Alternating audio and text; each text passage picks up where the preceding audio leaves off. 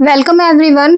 हम आज पढ़ेंगे ब्लड के बारे में। तो ब्लड से रिलेटेड जो भी प्रश्न मैंने आज तक की परीक्षाओं में देखा है, ढेर सारे मेरे पीवाईक्यू बढ़ रही थी, तो ये सारे जो प्रश्न है ब्लड के वो पीवाईक्यू और किसी न किसी एग्जाम में आए हुए। तो चलिए इसको थोड़ा विश्लेषण से पढ़ते हैं। ब्लड रक्त से ये सारे प्रश्न परीक्षाओं में पूछे गए हैं कई बार। तो पहला हमारा इसमें प्रश्न क्या है? पहला प्रश्न है कि रक्त में उपस्थित शर्करा, यानी कि रक्त में उपस्थित शर्करा क्या होती है? तो ग्लूकोज जो होता है वो रक्त में उपस्थित शर्करा। अगर प्रश्न पूछा जाए आपसे कि रक्त में उपस्थित शर्करा क्या होती है, यानी कि रक्त में जो उपस्थित सामान्य शर्करा क्या होती है, इस तरह से प्रश्न पूछा जाए तो उसका आंसर ग्लूकोज होगा। ग्लूकोज जो है वो रक्त में उपस्थित शर्करा होती है। नेक्स्ट हमारा देखते हैं क्या है कि रक्त में ग्लूकोज की मात्रा बढ़ना, यानी कि रक्त में ग्लूकोज की मात्रा बढ़ जाती है तो उसे हम क्या कहते हैं? क्वेश्चन पूछा जाएगा कि रक्त में ग्लूकोज की मात्रा बढ़ जाती है तो उसे हम क्या कहते हैं?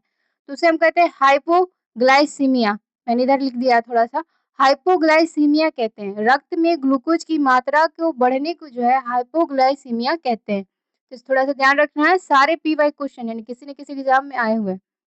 ये देखिए, इजिप्शियन में एक बार पूछा हुआ था। तो रक्त में अस्कंदक के घटक, यानी कि रक्त को कोagulation करने के लिए, अस्कंदन करने के लिए घटक होते हैं।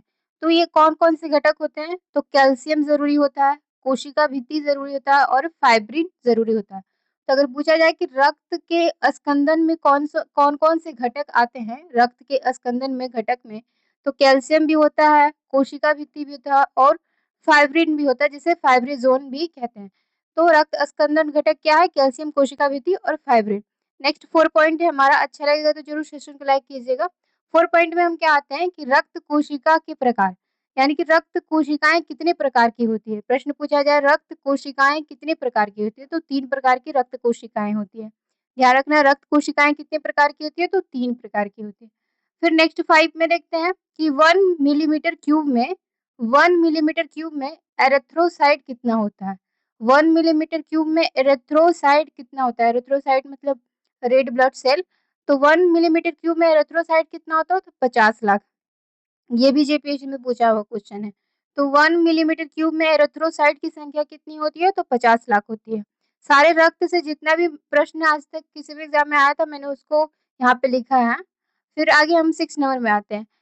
लाल रक्त कोशिकाएं। तो लाल रक्त कोशिकाएं की आयु जो होती है, जैसे लाल रक्त कोशिकाओं की औसत आयु क्या होती है? तो 120 दिन। कई बार हम लोग सब पढ़ चुके हैं जो भी प्रिपरेशन करते हैं एग्जाम के। आगे हम आते हैं 7 में, हीमोग्लोबिन क्या है? तो हीमोग्लोबिन क्या है? ये जो है वो जटिल प्रोटीन होता है। यूपीएसआई का एग्जाम हाल ही फिलहाल में हुआ था तो उसमें ये पूछा हुआ था कि हीमोग्लोबिन क्या है? तो एक जटिल प्रोटीन है। क्या है? जटिल प्रोटीन है।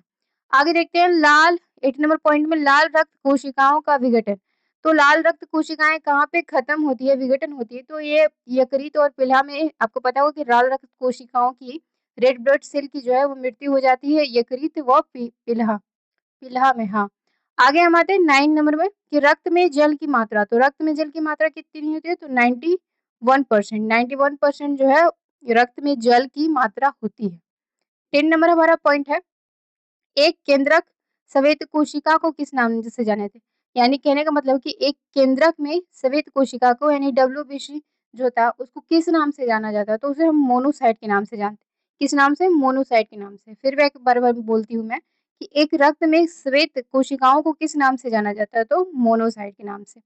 फिर 11 पॉइंट की रक्त प्लाज्मा में एंटीबॉडी निर्मित होता है। तो रक्त प्लाज्मा में एंटीबॉडी निर्मित होता है तो किसके कारण निर्मित होता है? तो लिम्फोसाइट। किसके कारण? लिम्फोसाइट। तो ध्यान रखना है, ये सारे जो ब्लड से रिलेटेड प्रश्न थे अब तक मैंने उसको लिखा है। मैं एक बार फिर से रिवीजन करवाती हूँ कि रक्त में उपस्थित शर्करा तो ग्लूकोज होता है। रक्त में ग्लूकोज की मात्रा बढ़ने को क्या कहते हैं? तो हाइपोग्लाइसीमिया कहते हैं। क्या कहते हैं? हाइपोग्लाइसीमिया लिखा हुआ है यहाँ पे। रक्त में स्कंदन का जो घटक होता है वो कैल्शियम, कोशिका भित्ति और फाइब्रिन या फाइब्रिजोन। रक्त में कोशिकाओं कितनी प्रकार की होती है? 3 प्रकार की होती है। 1 मिलीमीटर क्यूब एरिथ्रोसाइट कितने होते हैं? 1 मिलीमीटर क्यूब रक्त में एरिथ्रोसाइट कितनी होती है? तो 50 लाख होता है। लाल रक्त कोशिकाओं की औसतन आयु 120 दिन होती है। हेमोग्लोबिन क्या है? तो एक प्रोटीन शर्करा है, सॉरी जटिल प्रोटीन है। और फिर देखते हैं लाल रक्त कोशिकाओं का विघटन तो यकृत और प्लीहा में होता है। और देखते हैं रक्त में जल की मात्रा तो 91%। एक केंद्रक में श्वेत रक्त कोशिकाओं को किस नाम से जानते हैं? तो मोनोसाइट से। और रक्त प्लाज्मा में एंटीबॉडी किससे निर्मित होती है? तो लिम्फोसाइट से। तो ये सारे ब्लड से रिलेटेड प्रश्न थे जो अब तक एग्ज़ाम में आए हुए हैं। आगे भी आ सकते हैं, तो अच्छा लगेगा तो ज़रूर सेशन को लाइक कर दीजिएगा और चैनल को सब्सक्राइब कर लीजिएगा क्योंकि आपको इस तरह के बेहतर कंटेंट मिलते रहें।